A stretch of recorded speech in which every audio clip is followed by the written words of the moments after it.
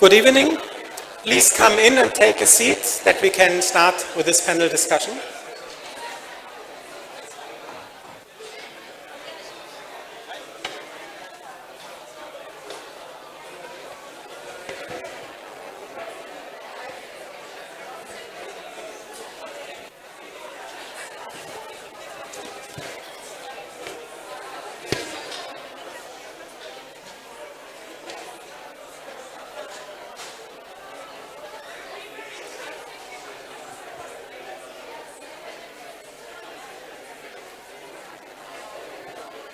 So, good evening. Welcome to this evening panel, North-South Alliances. Please come in, sit down, feel comfortable. First of all, I think in the name of everybody, I would again like to thank the organizers for having set up this fantastic conference.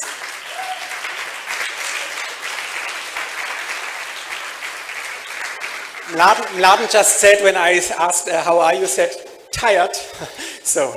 And I would like to thank the organizers, especially in the name of this panel, that you shifted us, you moved us from a workshop. I submitted this North-South Alliance debate as a workshop, that you said, no, this shouldn't be a workshop, this should be really an evening panel, so also thank you for this. 3 remarks why we should think that it's important to have this debate in this larger auditorium. One is that, of course, these kind of conferences, and especially in the degrowth debate, always is in the tension between what are our concrete experiences, what is going on in our concrete struggles, and then to link it to transnational experiences and struggles. And I think this is worth that we have these North-South debates to improve, to deepen our transnational perspectives against the background of experiences. Yeah. Additionally, I have the impression that given the multiple crises in Europe, the severe and multidimensional crisis, that not even the official Europe tends to be Eurocentric, oriented towards inner Europe, important enough, but forgetting a bit what's happening in the world, but also the debates on alternatives. And this is the second question why we think that it's important to have this debate tonight.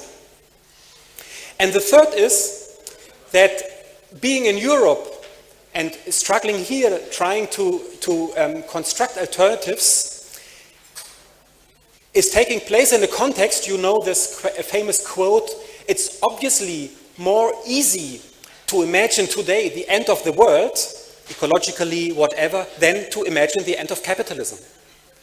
So I'm very keen to listen to experiences from other parts of the world, whether this is true or whether the crisis, the ecological crisis and other dimensions of the crisis are much more intrinsically linked to the quest of, to the interrogation of capitalism. So it's helpful to listen to other voices, to other experiences from other regions.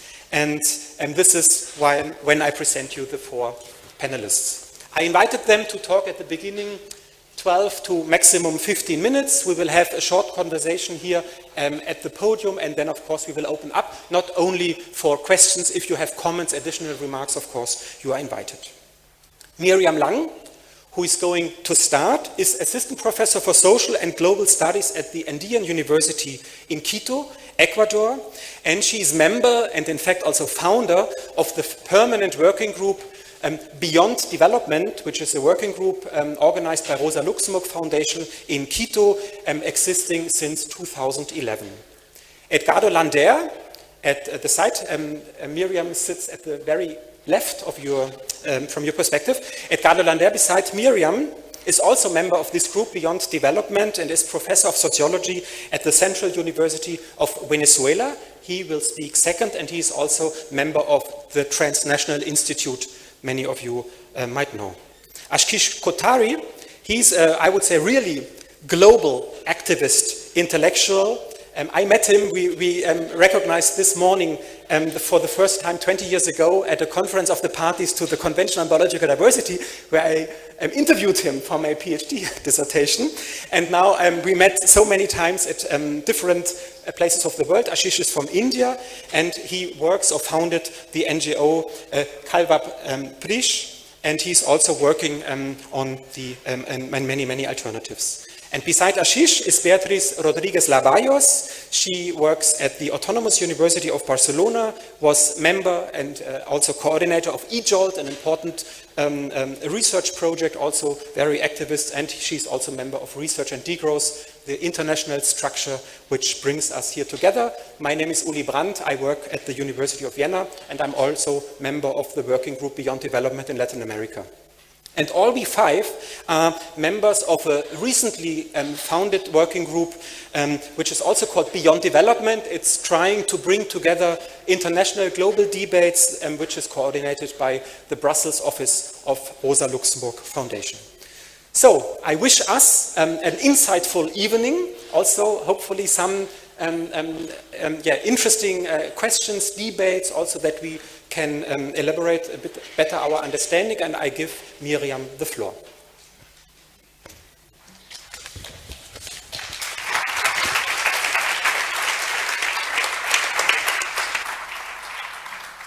Thank you very much.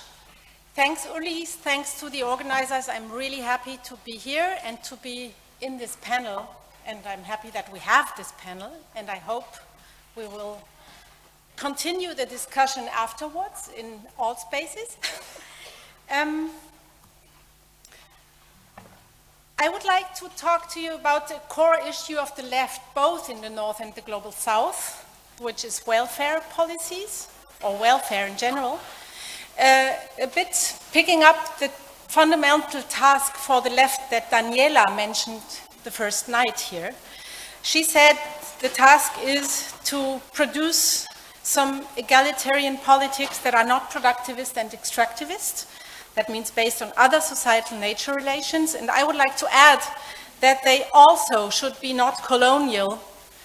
That means not considering welfare as a privilege for some countries based on resource transfer from other countries, and not patriarchal. And I mean this.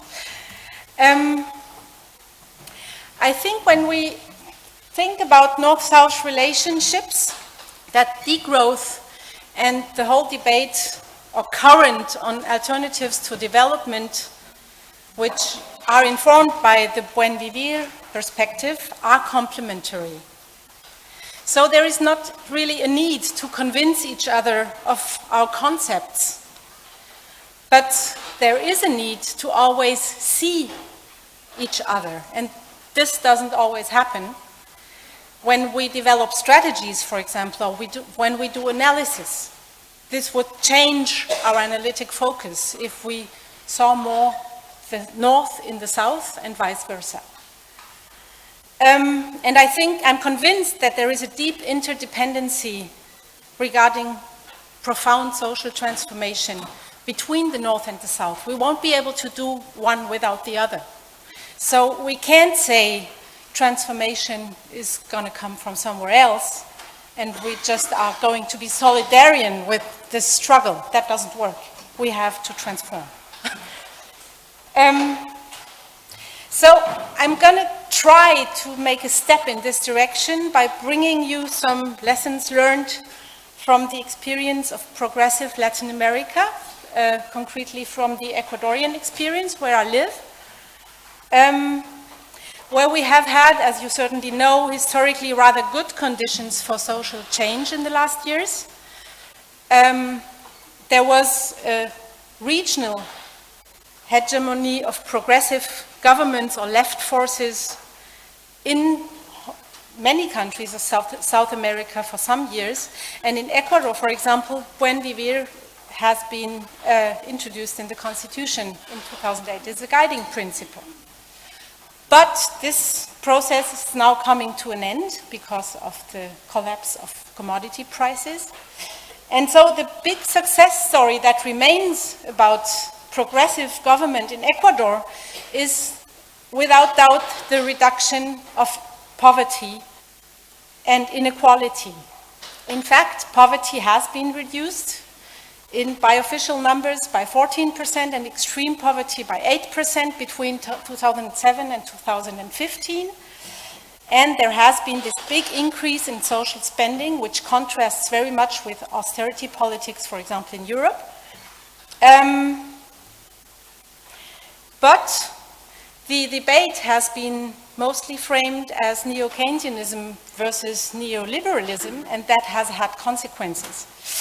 There was effectively a strong demand for the return of the state, stated by the social movements that struggled against neoliberalism in the 90s and that built the conditions for progressive government to come. And that was successful. Now we have state absolutely everywhere in Ecuador, to an extent that it considers itself as the only legitimate actor of change, and sees any kind of autonomous process as a political threat. So the result has been the dismantling of the big social organizations like the indigenous movement, the workers' movement, the student movement, feminist movement survives somewhere on the border. The criminalization of protest and a very sterile polarization of political debate, like black and white, you're with me, you're against me, and nothing in between. So after these 10 years of progressive rule, we can look back and see that the historical opportunity has not been taken in a very good way. Today, foreign debt and privatizations are back, in spite of the statement of the government that neoliberalism has been overcome, and poverty is also on the rise again. And there is especially this dark side of all the social spending, which is the deepening of extractivism. Even this emblematic, internationally so well-known initiative to leave the oil in the soil in the Yasuni National Park, in the part of the Amazon forest in Ecuador, has been taken back in 2013 because we need the money for poverty reduction. So what has happened is a sort of taking hostage social justice and playing it out against environmental justice. And the official discourse states very strongly, if you ask for both of them, you are naive, you are infantile and unrealistic. So this brought me and a couple of other people to ask, what kind of social justice is this then, that we can only have if destroying nature? And what else have we lost on this path? And maybe we should have a closer look. What does this mean for a social transformation that we seek to address in all dimensions of domination? And of course, the official objective of the government was to implement a one-to-one copy of the European welfare state of the 60s. This is, like someone said the other day, not the welfare state of today, the one of the 60s. Imitating classical developmentalism also in the means, not only in the objectives. This means that modes of living that today still are not totally permeated by modern capitalist relations, like indigenous or rural modes of living, but also urban practices of interaction and neighborhood organization, have been very strongly devaluated as poor, as miserable, as backwards by the presidential discourse. And I would like to share 3 examples of welfare policies and their consequences. The first one is the expansion of this classical neoliberal instrument to tackle extreme poverty, which is conditional cash transfer to those families that are identified as the poorest in cash, which has been expanded to much more people by the progressive government, which obviously made life easier for many of the urban poor, but in the countryside and regarding those alternative modes of living has also introduced money circulation, lots of private debt, and has displaced cultural systems. And now it is being reverted because the government has no money anymore to distribute, and this brings about harsh social problems. Because there was the offer to include the indigenous to the Western modern mode of living, but that doesn't work because the whole society is so discriminating that they never will be really included, so they get into a non-place. The second example is about health, what I call a perverse logic of compensation. It says, yes, we are going to poison your environment and you probably will fall ill, but don't worry because we're going to build a very modern hospital in your neighborhood and we're going to attend you with the best physicians that we can find. So people are in this disjunctive of getting ill but having health care, or not having health care and maybe not getting ill. And what gets lost there is traditional community-based approaches to health and also communitarian networks that had been created and have been finished by the official health policies because of quality standards. And the third example is about education. Ecuador's Rafael Correa government has proclaimed the new economy as a knowledge-based economy. So there was obviously a big educational reform that has put priority on infrastructure, on computers in schools, on laboratories, on technical stuff, and on centralizing and controlling the educational system, which was pretty chaotic before, it's true. But before, we had 20 years of experience with an intercultural bilingual indigenous managed system of education in small villages, which was co-managed by the state and by the organizations, and there was lots of debates and lots of experimentation. And although not everything went well, of course, the government decided to shut all of this down. It ended, instead of giving it better conditions and engaging in some dialogue. So what has been lost here would be a sense of knowledge that really makes sense for concrete children in concrete contexts, the possibility to learn critical thinking, and also all the intercultural dialogue.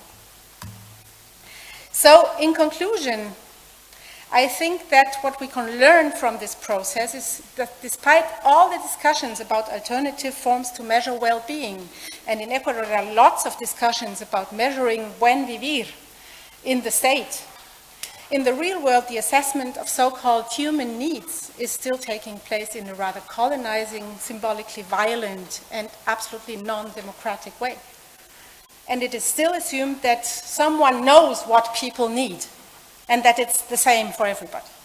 So that's why I would like to point out that also the paths to welfare are multiple, always have to be multiple, and this is why in our working group at some point we started to talk about los buenos vivires in plural and not only one, as a vision.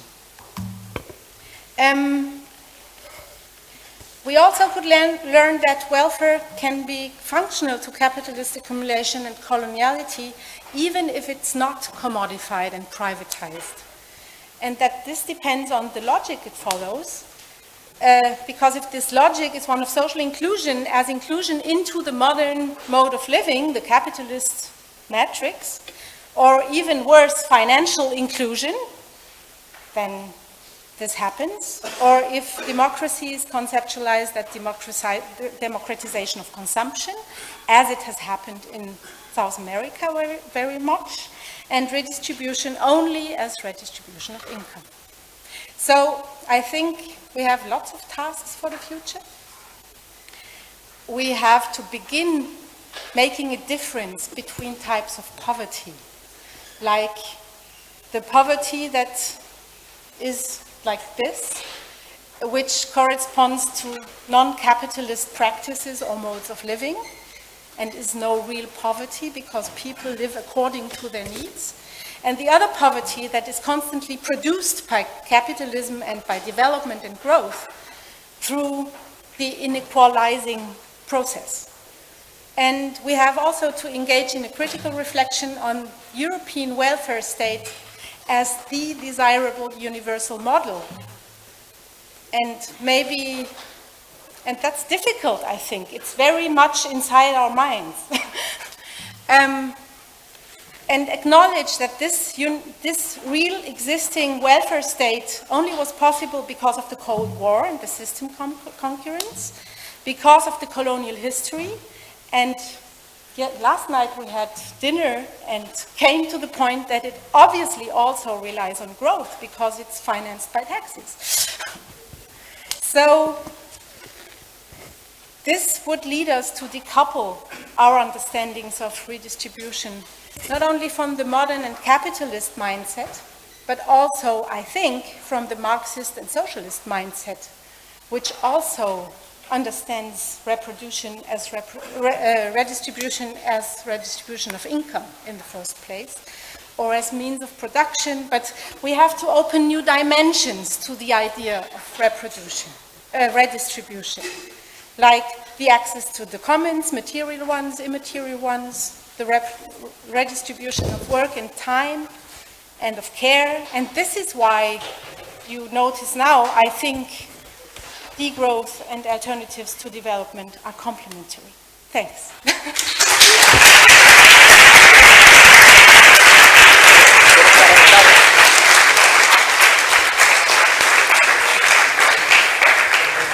Thank you very much, Miriam.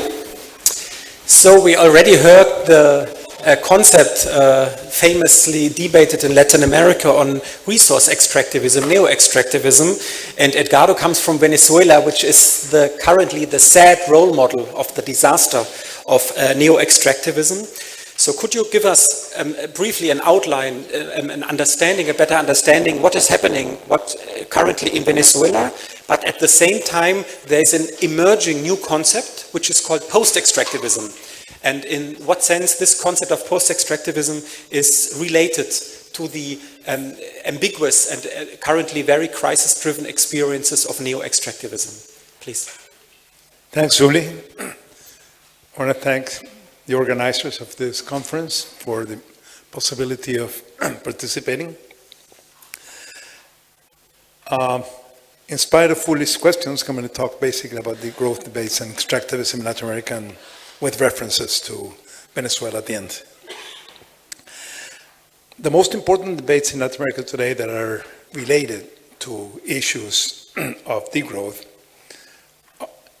are framed in the terms of extractivism and post-extractivism. There are many reasons why it could have been expected that Latin America as a region was the place in the world where struggles against capitalism, against imperialism, for the transformation towards a non-capitalist society could be intertwined, coupled directly with struggles for a transformation of a civilization. A radical questioning of this growth-led assault on so-called nature and this patriarchal, anthropocentric vision of the world. In the struggles against neoliberal governments, against the military dictatorships, against the free trade treaty of the Americas, there was an enormous convergence of movements from all over the continent in which indigenous movements and peasant organizations and Afro-descendants had a very important political and ideological role in contributing to a sort of shared grammar in the definition of what's at stake and what are the alternatives. When the progressive governments were elected, starting with Chavez in 1998, this was a result of the previous processes of social struggles. However, the progressive governments not only continued along this colonial extractive path, but in every single case deepened the extractive path. This has increased the supply of the commodities required to feed the global predatory logic of old and emerging powers, and has contributed to the strengthening of the capitalist order that the governments are confronting in their discourse. Precisely at the moment when in the continent, in South America, the rights of indigenous people have been constitutionally recognized. In some of the same constitutions, the states are defined as plurinational and pluricultural. When there's a questioning of the authoritarian character of a monocultural liberal state in heterogeneous societies, and the continuation of this colonial authoritarian imposition for 500 years, when the rights of nature are recognized either constitutionally or in legal terms, the predatory extractive logic of dispossession is being accelerated, occupying and devastating even those territories that over the last 5 centuries have remained to some extent or completely beyond the limits of capital expansion. In these territories, in these new frontiers of global capital, water, soil are being polluted, forests destroyed, biodiversity reduced, populations displaced, indigenous cultures destroyed. Crops for self-consumption and local markets have been replaced by export-oriented GMO monocultures like soy, threatening food sovereignty. Despite clear constitutional mandates, this government have not and could not have recognized the rights of the indigenous people and Afro-descendants to their traditional territories, because these are precisely the territories that they had decided that had to be subjected to this global extractive logic. In terms of the devastating impact of these activities on the environment and on indigenous people, Afro-descendants and peasants, it is indifferent whether these participating corporations are domestic or foreign, Western or Oriental, Eastern, public or private, or that the discourse that seeks to legitimize these depredatory activities are based on the market or the revolution. Extractivism is not, as has been argued by Álvaro García Lineras, the vice president and chief ideologue of the Bolivian process, a technical form that's compatible with any model of society. On the contrary, in its current grand scale, it reproduces the role played by Latin America in the historical division of labor and nature that has characterized the capitalist colonial world system for more than 5 centuries. It constitutes a deepening of the anthropocentric, patriarchal, and colonial civilizing pattern that leads to the destruction of life. It is just not a mode of organizing the economy, but a type of society. In addition to producing goods, the extractive model contributes to the formation of social agents, of the social agents involved in the process. It creates subjectivities and tends to mold state-centered, rent-seeking,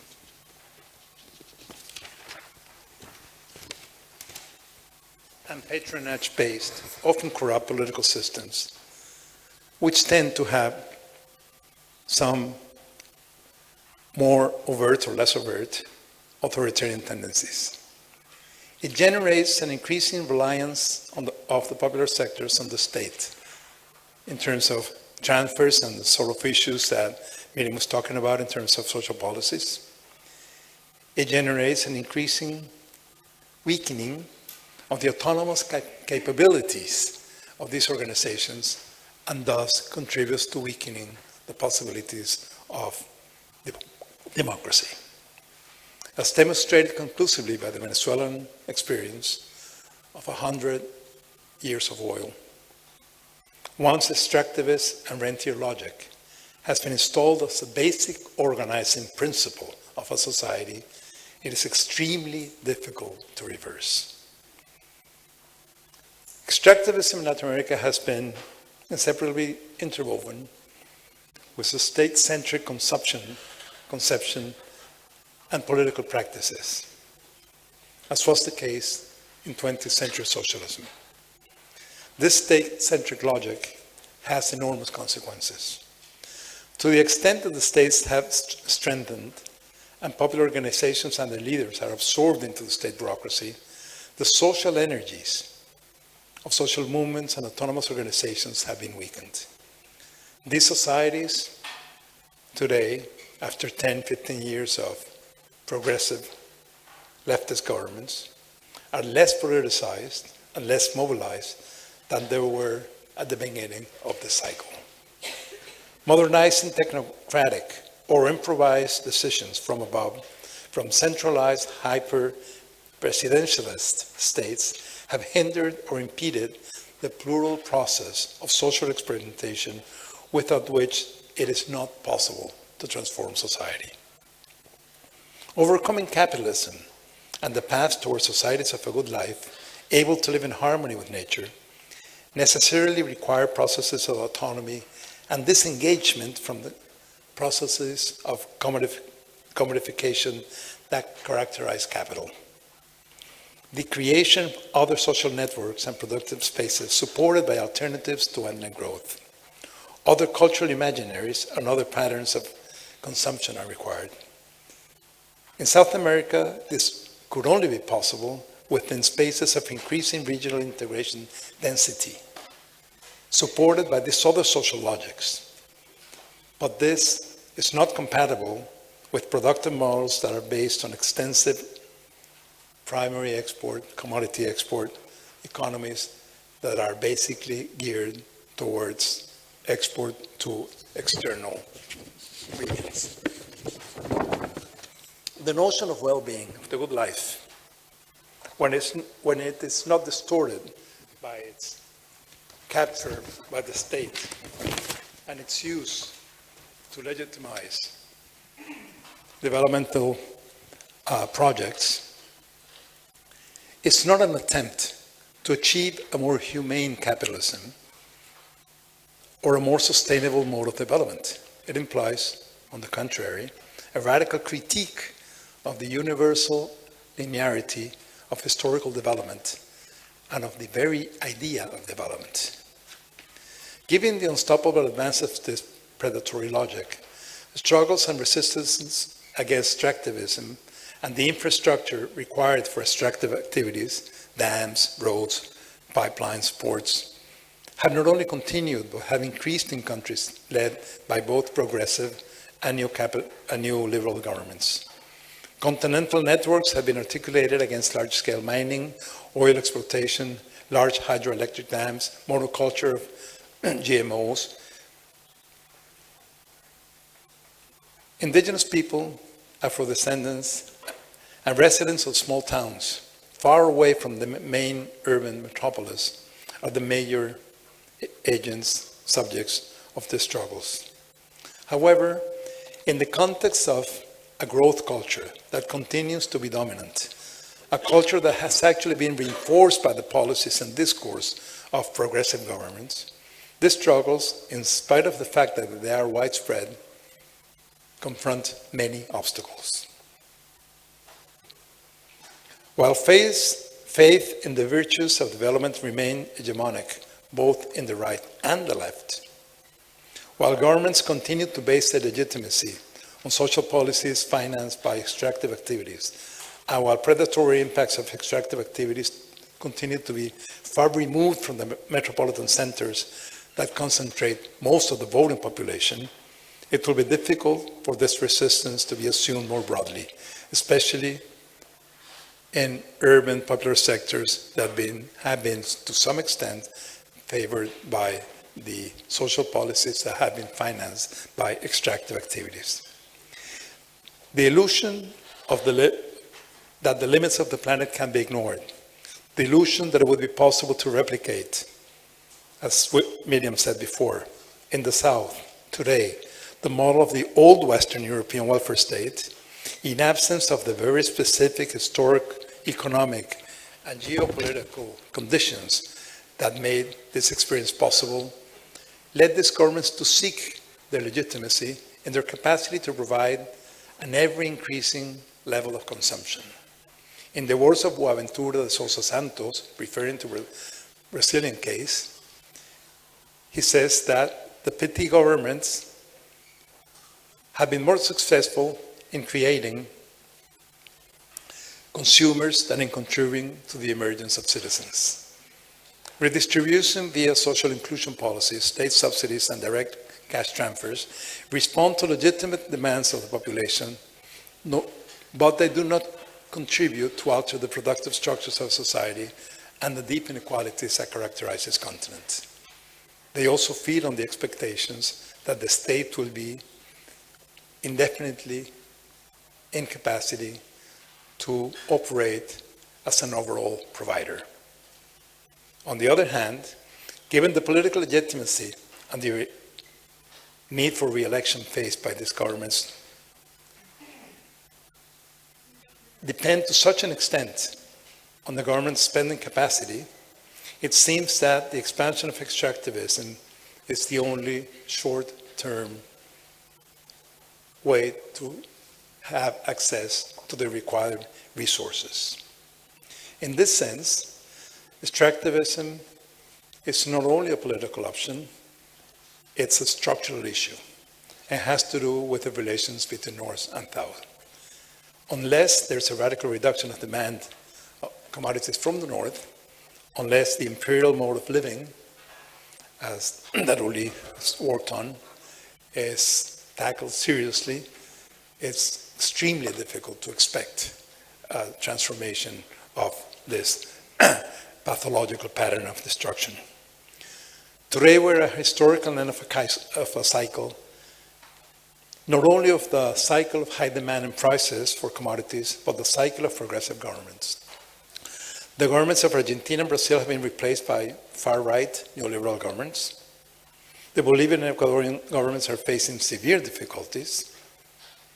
And the most dramatic case, Venezuela, is facing the reality of what can be called the collapse of the petro-rentier state, and a new attempt by the government to replace the century-old base rentier extractive logic with an even more depredatory logic.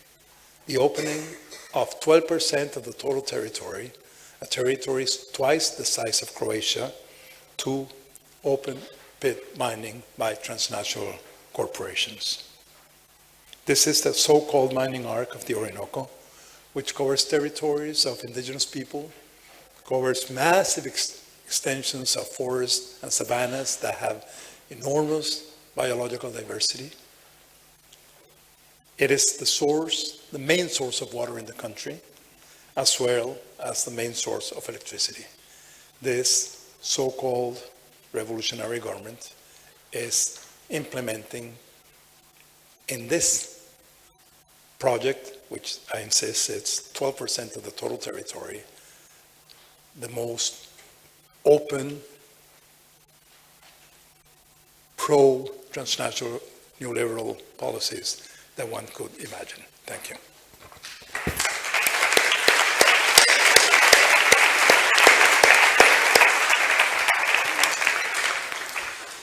Ashish, what are some key lessons we can learn from the search for alternatives in South Asia? And since you have been also 2 years ago in Leipzig, if you have a first impression of this conference and where did we get further? Where is a kind of a consolidation of the degrowth debate? And the third question you might tackle is, in India, there is the strong emergence of nationalist forces in a, let's say, semi-peripheral country, and this is also a major problem in Europe. What are alternatives, emancipatory alternatives to question and to overcome these nationalist tendencies? Please. Thanks, Uli. That's quite a combination of questions.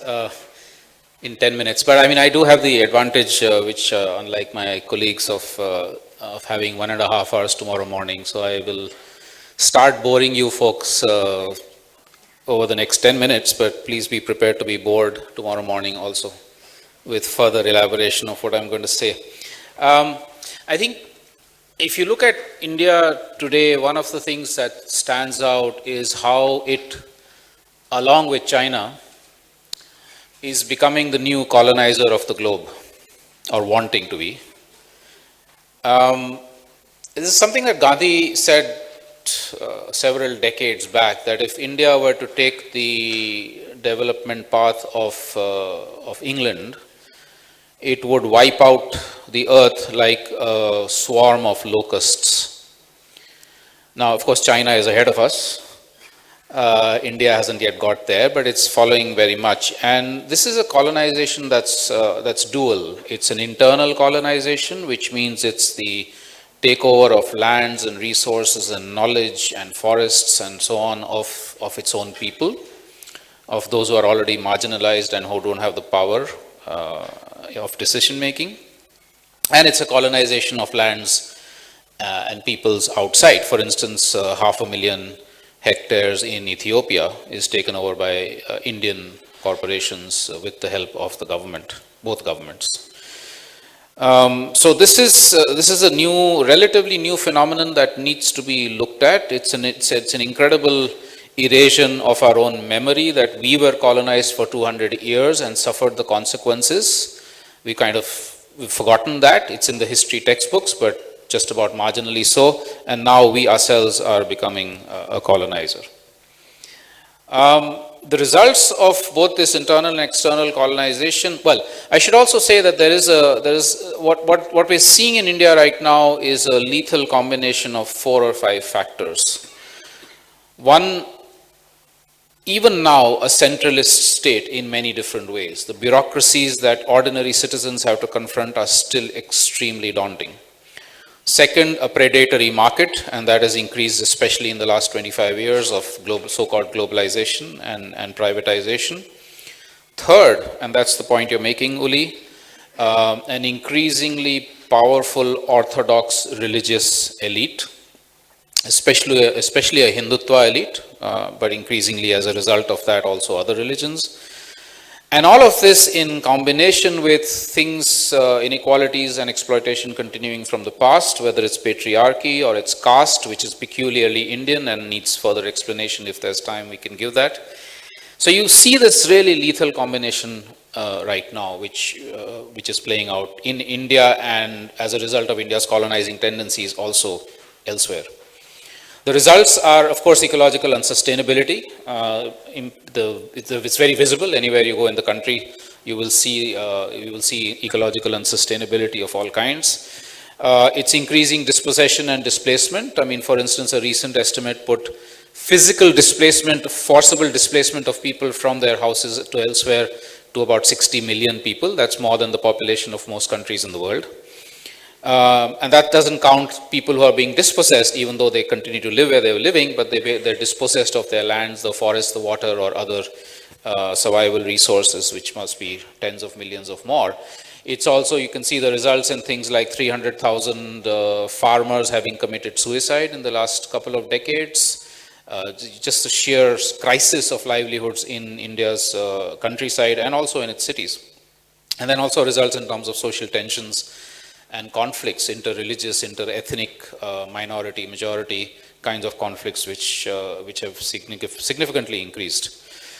And also the results in terms of crackdown on civil society. There's growing intolerance of the state to dissent. We've had organizations of many kinds, including some that I'm involved with, the government attempting to actually shut us down in many different ways. That's all the bad news. I don't like dwelling too much on the bad news. In any case, we get that all the time in newspapers and on the internet and so on and so forth. But of course, it has to be stated and confronted. The good news, the silver lining to all of this is that there are counter trends. There are forces of two kinds, I would say broadly, which are counter trends to these broad trends. One is resistance. At any given moment in time in India, you will find hundreds of places where people are resisting. They're resisting land disposition or the destruction of their forests and water, or encroachment of cities into their lands, or industries coming in, or the piracy and theft of knowledge, etc. There's resistance of various different kinds that you will find in different parts of India. And that resistance, to my mind, is the most important part of that resistance is what we in India call the non-party political process. So it's politics. It is hardcore politics, but it's not politics of the elections and the political party kind of thing. But it's trying then also to influence, of course, what political parties say and do and how they behave, either outside of power or when they are in power. But I think this non-party political process is something that I mean, tomorrow again I'll come back to it, is something really, really crucial, because unfortunately we've tended to focus a lot on how do we change the government, how do we get the right party in power, etc., rather than actually say, and this is part of the second trend that I'm talking about of counter trends, which is people increasingly saying we will be the power. We want to actually take the power in our own hands to be able to decide what should happen in our lives, and not simply be asking the government to do this and to do that. That of course we do, but it's really about taking power in our own hands. So it's really movements of all kinds arguing for a radical democracy, radical ecological and economic democracy, reclaiming the power over economics, reclaiming the power over our own bodies, and so on and so forth. There are enormous challenges, though, to all of this. One is, of course, that the 5 or 6 different forces that I spoke about of destruction and unsustainability and so on, of course, are hitting back, and they're not going to take any of this lying down. When you have resistance movements, or you have reconstruction and alternative movements, these forces are hitting back. And they do it either through direct undermining, through just killing you off, or imprisoning you, or trying to shut you down, or whatever, or they do it more subtly through co-option. So in India now, because there's so much money flying around, both the government itself and also foreign money that's available and corporate money that's available, you increasingly actually see the co-option of civil society taking place. The Coca-Cola Foundation, for instance, funds a sustainable water program in a particular university that I won't name right now, and so on and so forth. So you actually see this kind of ways of undermining resistance and alternatives. There's also a fragmentation of initiatives. And this is something we have to confront. It's a fragmentation not just in terms of there being scattered initiatives that are not connected up to each other, that's one problem, but more so in terms of distrust or lack of the ability of building bridges. For instance, between the environmental movement and the trade unions or the industrial workers, especially the informal industrial workers movements, it's very difficult to, there's a lot of historic distrust amongst them which we have to try and break through. Because of all of this, to my mind, alliances become really important. The forces that are confronting us are not just Indian, they are global, of all the kinds that I mentioned, and therefore the need for alliances of all the alternative and the resistance movements across the world. And where we see that has happened, we find successes. Whether we take a case like the fight against the Vedanta Corporation that a local indigenous group fought, it's an iconic struggle, so-called the Indian Avatar, though I would say that the Avatar movie is the American anti-Vedanta struggle. So where you see there is actually the indigenous people as at the core of the struggle, but also with civil society networks extending all the way to the UK, where because it's a UK-based company, they were able to confront the corporation there also. So I think it's this kind of alliances that we need to do much more of, both in the resistance and in the creation of alternatives. But these are alliances that need to be based on a respect for diversity. So it's not about the whole world turning to degrowth or Buen Vivir or Swaraj or whatever, that we all come under one umbrella, but that we all have our own peculiar, unique and interesting ways of creating resistance and alternatives. And the search then for what is common ground without labeling ourselves as any one of them. And that common ground to me is the fundamentals of ethics. It's the values, it's the principles that we espouse in these movements, the principles of sharing and solidarity and so on. Again, I'll I'll do a little bit more of that tomorrow. So maybe at the moment I'm going to leave it there. In terms of reflections on this conference, can I come back to it? Because I haven't really thought of that, but maybe at the end, if there's a couple of minutes, I can come back to that. Okay. Thank you.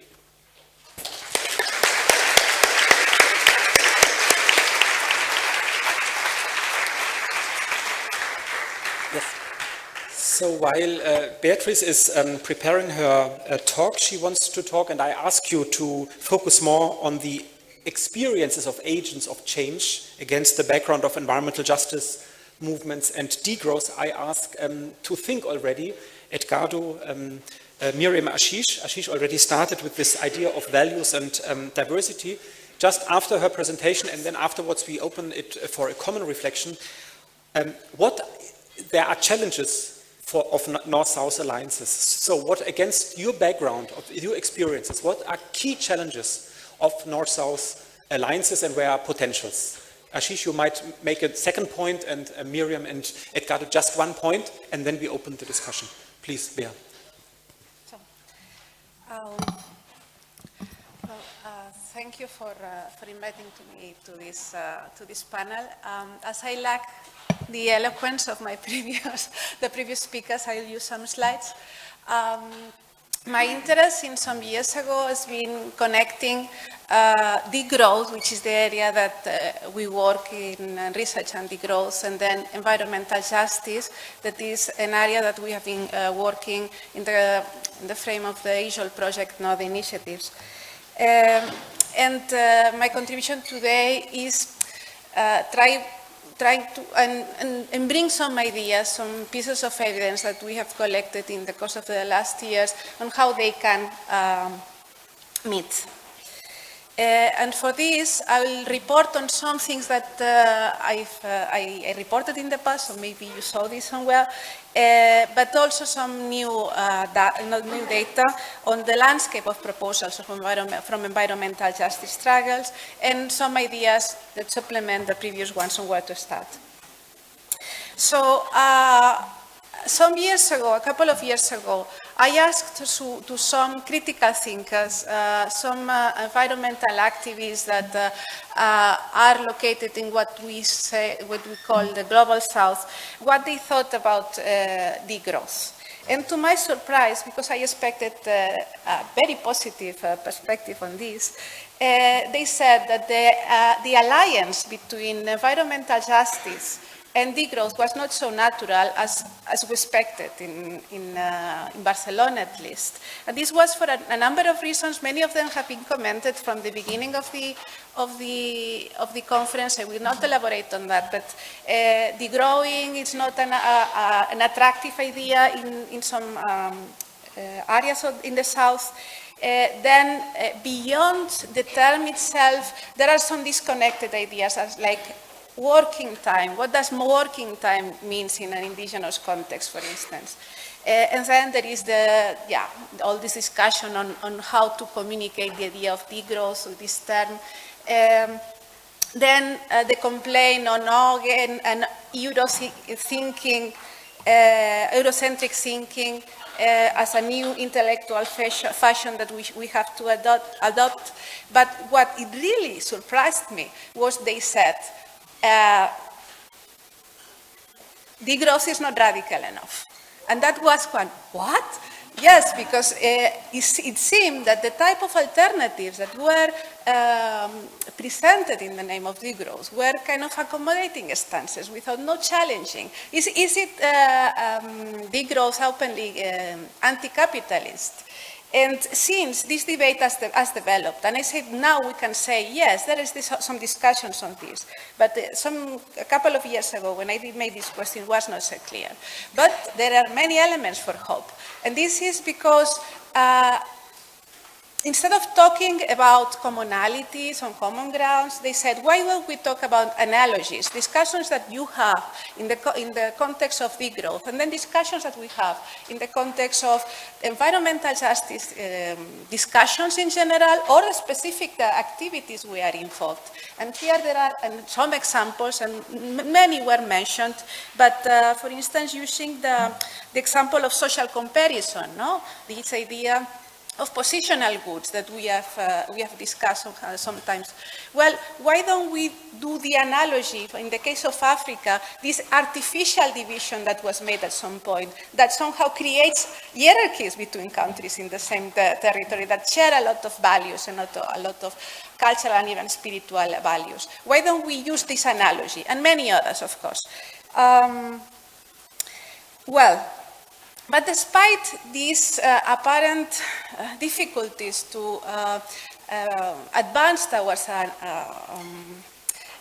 alliance, as she's already mentioned, it is important to generate an alliance. And using a sentence that I am stealing from a young woman in the other side, in the feminist and degrowth discussion, she says something like, what you academics have to learn from us that are in the street. I think the woman is in the room. So, yes, what we, let's say, degrowths, have to learn from environmental justice movements and struggles. And I bring here the result of an analysis that is conducted together with colleagues from the Boğaziçi University in Turkey.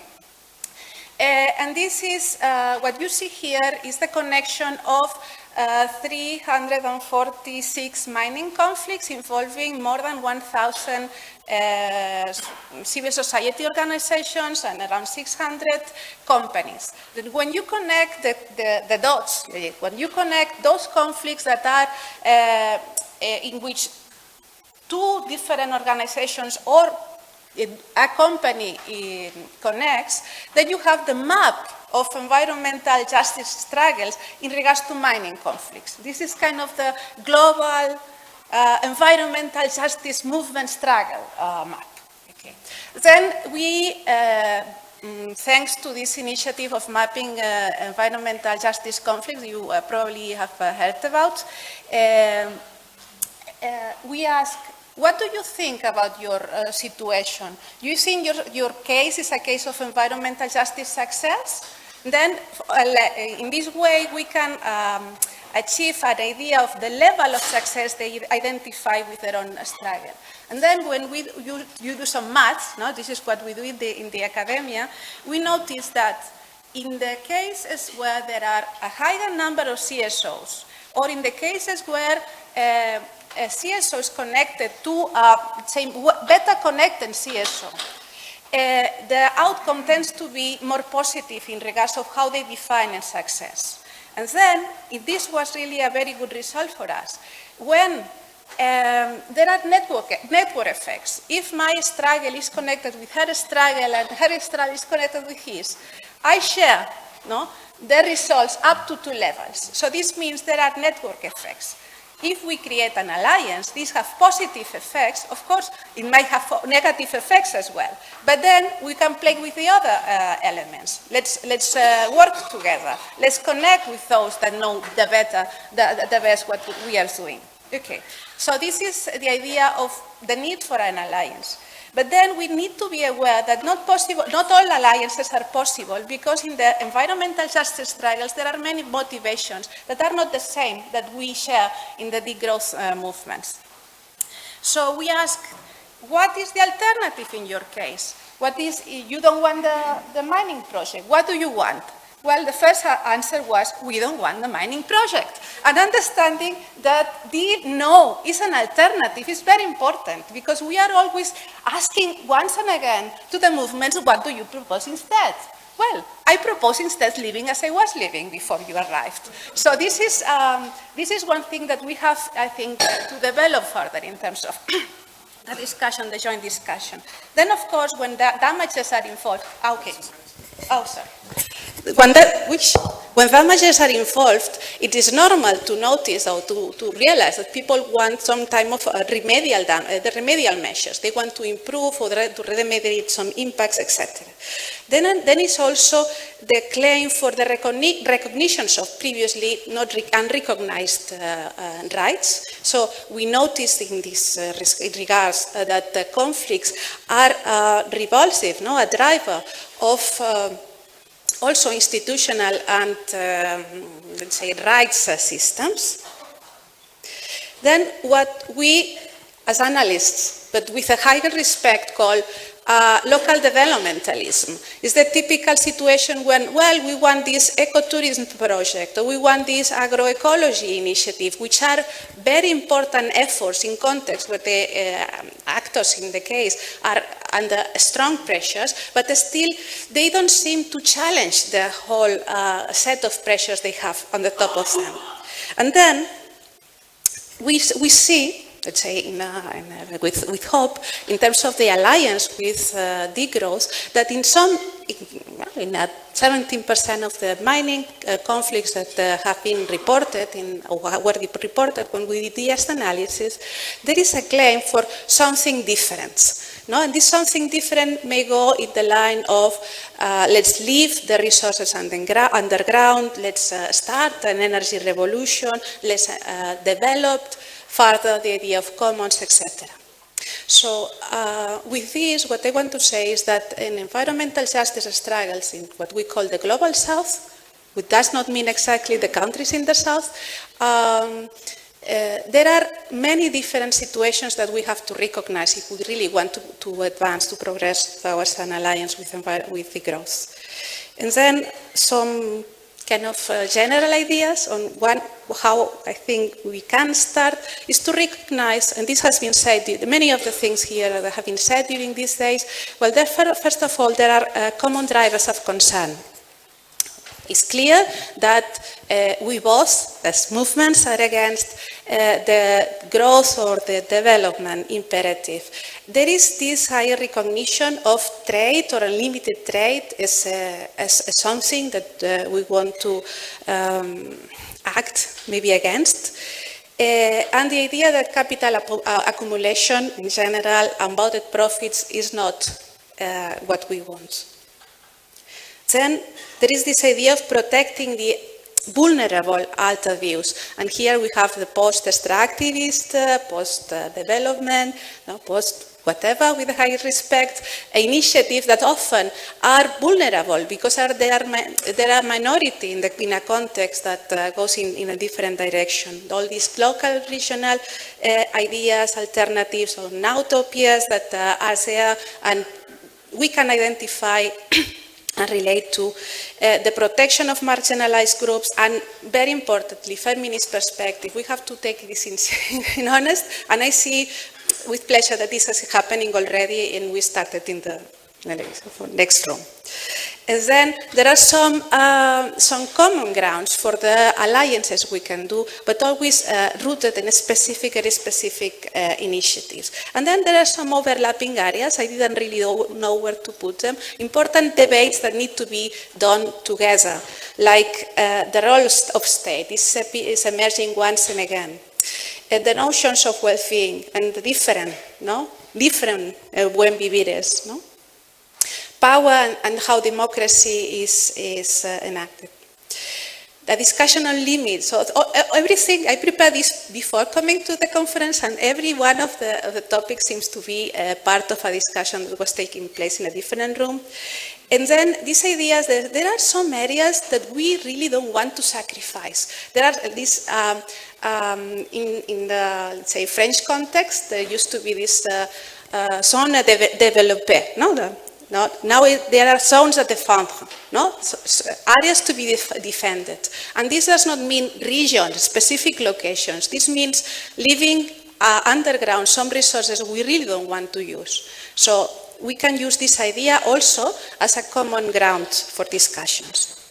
Where to start? Well, wherever you want to start. It is not a unique and only way to start a discussion like this. But the thing is, together, And when I mean this, the connection of different alternatives is what it gives the full picture. We cannot expect for one single way on how to start. We need to start. Thank you.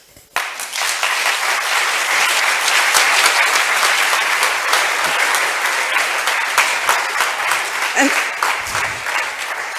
some of you, or some of the people in the pictures are in the room, and these are the students from the two summer schools on Degrowth and environmental justice we had in Barcelona, and part of these insights come precisely from the discussion with them. Thank you.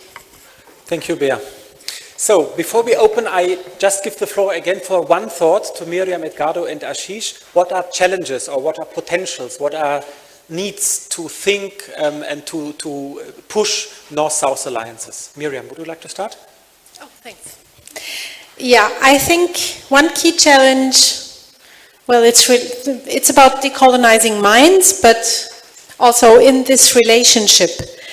And it's about deconstructing the myth about the respective other.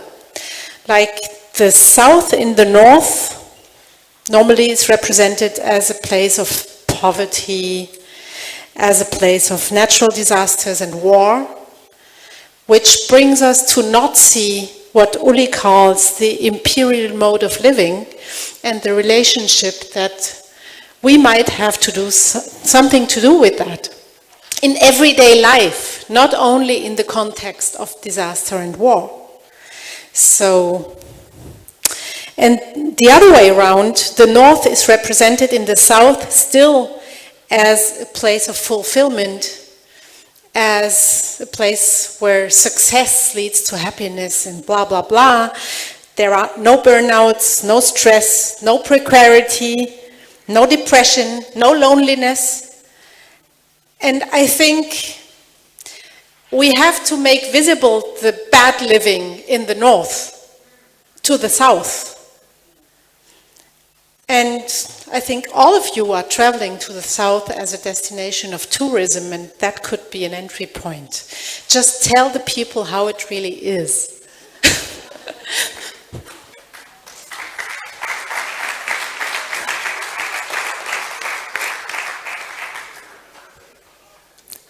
Since I was talking of extractivism, and there's so many issues that could be discussed in the relations between North and South, I'd like to concentrate on the issue of extractivism and say the following.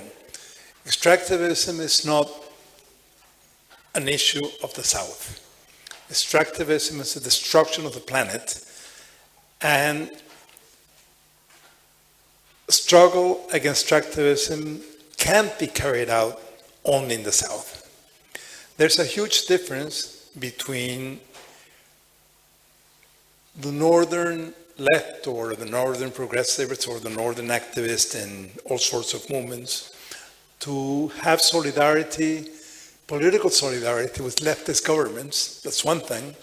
And something else is to be co-participants in the same struggle, not in terms of solidarity with others, but in terms of a co-responsibility of the process of destruction in which we are all involved. The impacts of extractivism are felt basically by indigenous people, by peasants, by inhabitants of the South, but it's a global process of accumulation.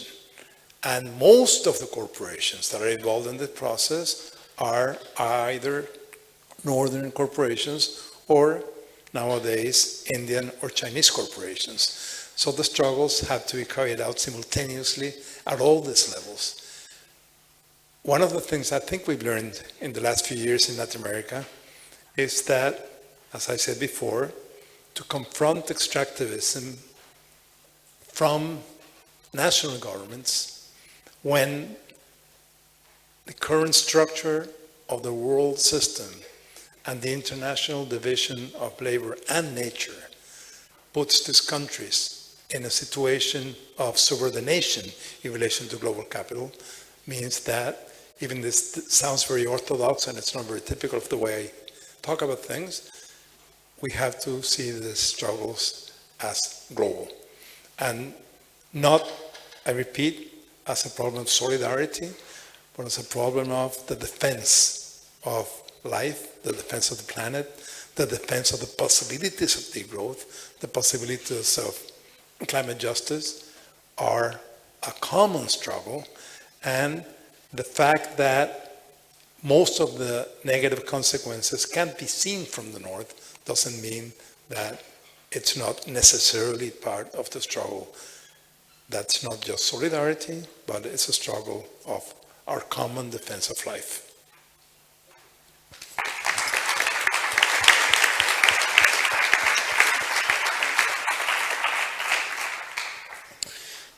Two challenges. One, just like in the mainstream notions of development and good, what it means to have a good life and so on and so forth, there has been a Western domination, Western hegemony.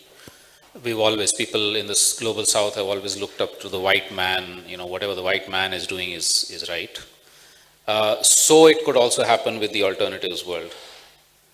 And so even, I know nobody in this room, for instance, wants to impose degrowth on the whole of the world. But because it's emerged from here, there will be a tendency amongst Southern civil society to say, that's an interesting concept. Let's have a Indian Degrowth Conference. Okay, now I don't think there's anything necessarily wrong with that, except then what it does is it displaces a whole lot of other indigenous terms or concepts or worldviews which need to be promoted as much as degrowth needs to be promoted. So I think that's one thing in terms of alliances, a huge challenge for all of us. And the second one is worldviews are extremely different around the world, and to the ability to understand worldviews. For instance, even just the notion of time. The Western notion of time is linear. A lot of other civilizations in the world have a circular notion of time. So when somebody asks me this question, you want to take us back in time, when we talk about simplicity and environment and so on. And my response has always been, there is no back and front and ahead. It's a circular time. So what is this thing about going back in time? Now that kind of, those fundamental worldviews are different. None is better or worse than the other, but the ability to understand each other's worldviews means we need slow dialogue. No shortcuts here. And a slow dialogue as part of the alliance is also a huge challenge. So I would say these two challenges that we all have. Thank you. Thanks. So I open up now. Who would like to take the floor? Please, you could address questions, you could make brief comments, please, and then we will have a final round. Since we started 10 minutes later, we can also go 10 minutes further. Please, here in the middle. Thank you very much for a very interesting presentation. If you like, you can introduce yourself. My name is Charles Bassi. I am from Nigeria, Africa, from the Global South. I work with the Central Bank of Nigeria and also work as an associate tutor with the University of Leicester in the UK. My contribution is that when you look at the global north, down south is being seen as a commodity, in terms of its systems, in terms of its values. And it's important for us to, in the discourse of degrowth, not to also export, let me use that word, or sell degrowth as a commodity, to the south, but rather to recognize, the fact that within the global south, there are, systems, values, institutions that if we expand the scope of degrowth, we can effectively accommodate this, and also to recognize that if we have to wait for the global south to go through that linear process whereby we have to contend with issues that are being currently discussed, or affecting the global north. We probably would have missed opportunity of utilizing degrowth constructs, principles, strategies, and mainstreaming those into the overall development agenda for the global south. Thank you.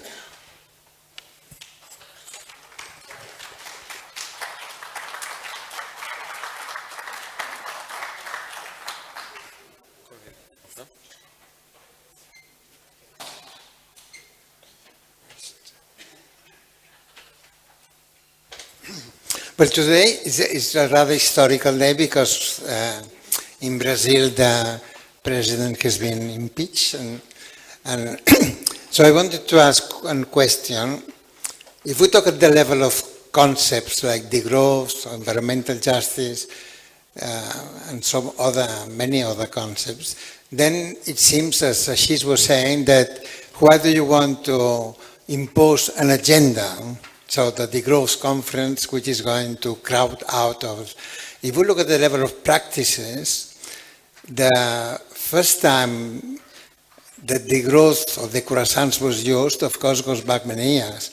But the first décroissance conference was in Paris in 2002, as many of us know, when Serge Latouche said against the notion of development and long life, conviviality and décroissance, in 2002. So 5 years before, in 1997, All Watch and the people in Nigeria, IRA, and in Ecuador, they had already launched the slogan, leave oil in the soil, leave oil in the soil, and a bit later, leave coal in the hole, and leave gas under the grass or whatever it is. So this leave oil in the soil, because of climate change and also, this is to me degrowth in practice. So it's like saying we don't want in Nigeria to go up to 3 million barrels per day. We are happy with half of this or 0 barrels per day in Ogoni territory, and the same thing in Ecuador. And we would find many examples of this, including in India, with iron ore in Goa, in Karnataka, etc. So this idea of leaving the commodities in the soil instead of selling them, of course, goes back to, in Latin America, to the 20s and the 30s and the 50s, isn't it, with the Cepal and Raúl Previs. But this is, to me, the real confluence. And it's a materialistic point of view, because, just to complete the question, it's not that the super cycle or God the Father or whoever is putting down the prices of commodities. The prices of commodities are going down because China cannot grow forever 10% per year, but also because there has been an overproduction, oversupply. So iron ore, the Vale company in Brazil, when the price goes down, they produce more. And the same thing is happening in Latin America. And Macri now in Argentina has taken out export taxes to increase steel. So this is not a lot of concepts which are needed. It's just that we were all mistaken, for a while at least, praising these left governments in Latin America. So the only thing that I think is new in all this discussion, to tell the truth, is that extractivism or the post-extractivism have won, intellectually at least, isn't it? Not because extractivism has been a disastrous strategy politically and environmentally and economically. And this is why President Rousseff is out. And the next one will be Korea, and not a single one is going to be left, isn't it? Because they have not. So we are responsible, people like Ulrich or myself in Europe, praising these Latin American governments and not looking at the realities of the material flows and the prices, I think. Yeah, my name is Walter Batista. I was very interested. I found very interesting these Venn diagrams where we could see the different points of articulation and how they are matching in the south and northern discourses. And one thing that we were discussing a while ago, as part of a Transforma project, that we are precisely trying by allowing people to give meanings to data and points in maps and telling them this is a degrowth project or this is a transition project or so on, that we also try to understand and find the articulations and dialogues that take place. On the other hand, one concern that I have as a on one hand, as with my post-normal science background, I want to actually allow let's say, the people to actually define where are their points of convergence, rather than having someone external, an expert, doing this. So I would be interested in this aspect, how you actually dealt with this. And more specifically on this middle convergence point, I think it is very important as if we want to build alliances that are actually effective and they have to focus on not only on discourses or on topics, but on very concrete projects where people come together and work. And coming together can today, I think, be both in person or virtually, or both. And I would be interested also in this case in the with this EG Atlas project that you have. It's an amazing, it's always growing the number of conflicts that you have available. I would be also interested to what extent was this actually feeding your understanding, and to what extent is also the EG Atlas itself a project which is contributing to the building up of alliances between academics, activists, both in the global north and south. Thank you. I would like to invite also people to ask questions in Hungarian. We have translation, and also people from the region to share their experiences in Hungarian or in English. How does this resonate? How does this really, in the sense, resonate? Please.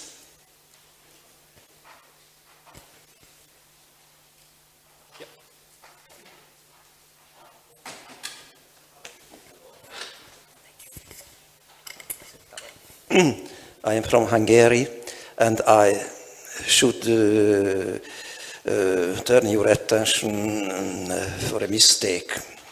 You are speaking only about the industry, industrial products, trade and similar, but you avoid the most important, the most difficult question, that is the demographical question, the demographical problem. If in the demography, you cannot achieve in the demographical growth a degrowth, then you will lose this fight in all fields. That is the most important. If in the demographical field remain this problem also in the future, then you will see more and more invasion, migration, confrontation and war. That is all I wanted to tell you. My name is Rajni. I've come from Bombay. Suppose we were to look at this global north and global south not as a geographical thing but as a class reality, because that is also how the term has been used. I first learned it from Wolfgang Sachs some 25 years ago. And my question to the panel is that if we think of the global south and the global north as global north being all of us who are here, and our class members in whichever country we come from, and the global south being all those who are paying the price of extractivism, then my question is that how far out of our immediate comfort zone are we willing to look for alliances? Which means, are we, for example, willing to look at the internal pressures inside the global market system, inside the capitalist system for change? After all, it is in India that we created the movement which forced the World Bank as far back as 1992, Ashish, Morse Committee report, and the World Bank began from then to look at the impacts of its own project. It commissioned its first ever independent review. As a consequence of many such activities, then you have the United Nations Principles of Responsible Investing. The International Federation of Largest Mining Companies, some 2 years ago, has accepted the free, prior and informed consent principle. Now, there are two possibilities. One, that entire process is a complete sham and we should denounce it. Fair enough. Let's do the investigation and then we do that. Or the other option is that we consider that these are genuine pressures, just like people like us. They are people in the capital world who are trying for some kind of change, and explore whether we want to see how those spaces can be expanded. Because my own research shows that those pressures have led to positive examples, have led to certain projects which have been carried out without exploitation, without at least the kind of complete decimation that you have described. And so, can we look for those kinds of things outside our comfort zone? That's my question. Thank you. There is a last intervention. I ask you here on the podium to concentrate in your final remarks on 2 points. Afterwards, we will have time to debate and to discuss outside, just to raise or to answer 2 points you want to answer. And Mladen will have also some final announcement that we really finish at 8:45. Please, Volker. Ja. Volker Maufer, University of Vienna. Short question, easy one at the end.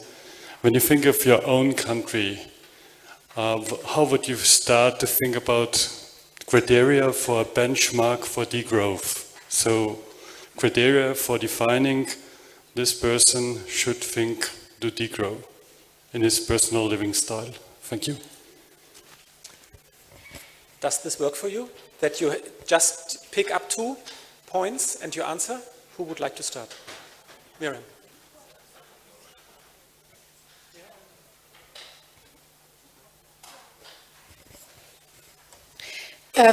About the demography question, I think we have pretty much evidence that demography depends very much on modes of living. So if we fight for more equality, that would be inbuilt. That demography also evolves in a good way. And maybe we should focus more on gender violence and sexual abuse instead of focusing on demography concerns, because this is really a social issue that is pervasive in the global north and the global south, and that no state policy and no social policy really does address in the way that it merits. And the comfort zone thing, I understand that you mean by comfort zone the social circles in which one moves. Okay. We don't really have very good experiences in South America, either with corporate social responsibility or with the practice of free prior informed consent that has been violated in a variety of ways, both by states and by corporations. So I'm interested in your practical experience, but I can't respond to it in this way.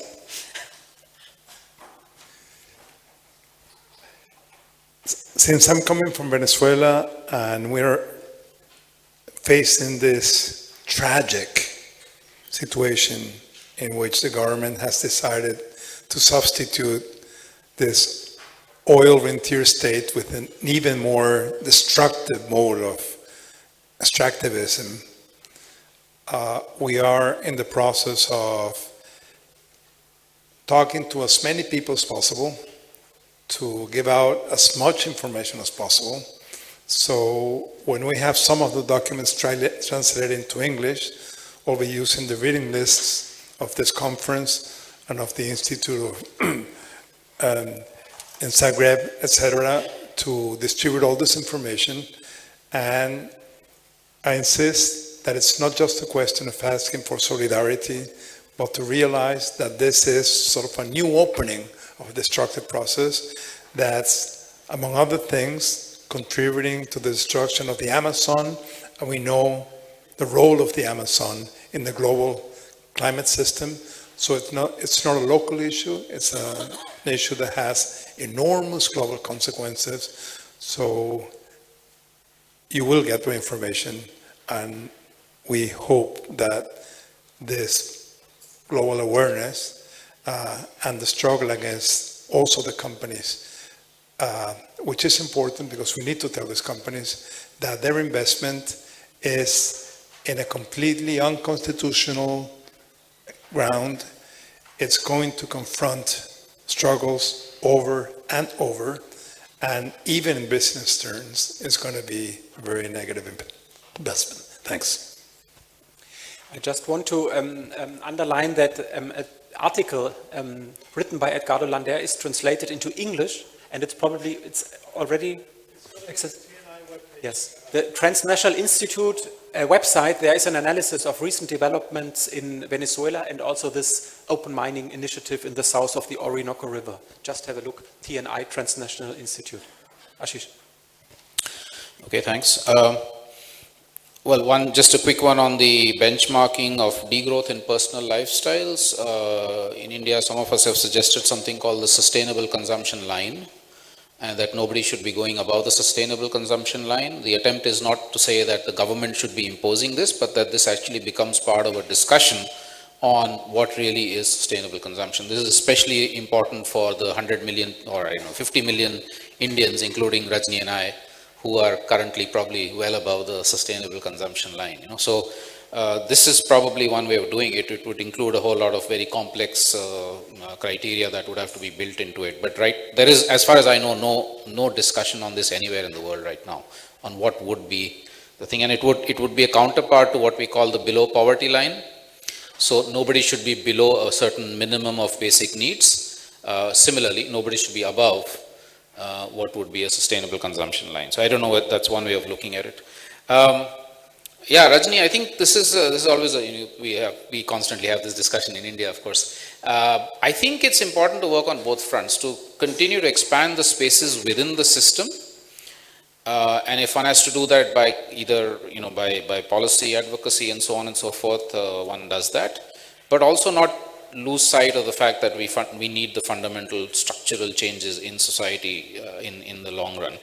And of course, keeping very much also in mind that in that first struggle, strange bedfellows can co-opt us, as is happening, as you know, with civil society all over India. So whether it's the IUCN, which I'm sorry to say has become extremely complacent about a whole lot of things because they've entered into links with the International Council for Mines and Minerals or with Shell or with whatever. So that whole problem of co-option, I think, is a really crucial one to confront even as we talk about expanding spaces within the system or building alliances with outside our comfort zone.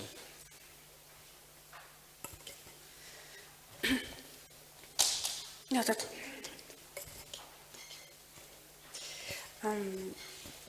Let's see. With my presentation, I precisely wanted to make the point that it was important to recognize the diversity and the existing experiences as starting points for a discussion on alliances. That we should not impose our vision of what should be happening on even the elites in the let's say, country or what we call the South. But we should not think that the alliance is a natural one. We have to work for creating it. But my point was also that there are many benefits, both for what we want to defend, say, as the growth, but also for environmental justice claims in the South of this alliance. This was my point. And then on the specific question on how this experience of collaboration between activists and science is actually a transformative project, I think it was a part of it. It still continues, and I think there was already a presentation on this. There are specific outcomes of this activity that take the form of maps of specific types of struggles, or maps on complaints, claims, and a specific company. And in this respect, it can help to organize the thinking, the collective thinking. I would say that this would exist regardless the existence of this exercise. I think activists themselves can organize themselves without this support. This is basically all. Thank you. Before I hand over to Mladen, I would like to conclude this panel. I don't even try to summarize this panel and the thoughts. I hope that you got many insights, some insights, many insights, food for thought and motivation for further action, and that this panel showed you that, of course, it's absolutely necessary for a degrowth perspective to look and to consider what's happening elsewhere and to think what are the concrete forms of alliances, and I think we learned a lot with respect to this. So please give our panelists a warm applause and thank you for your presence.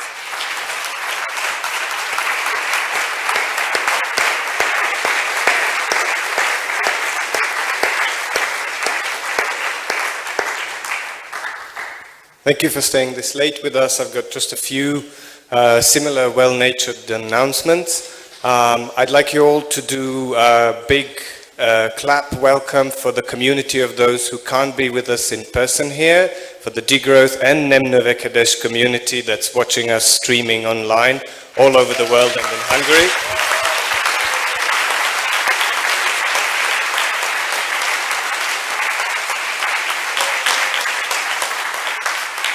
And that would not be possible without the hard work of the technical staff that provides the streaming, and without the hard work of the simultaneous translators who enable us to open this dialogue, for better or for worse, with the local.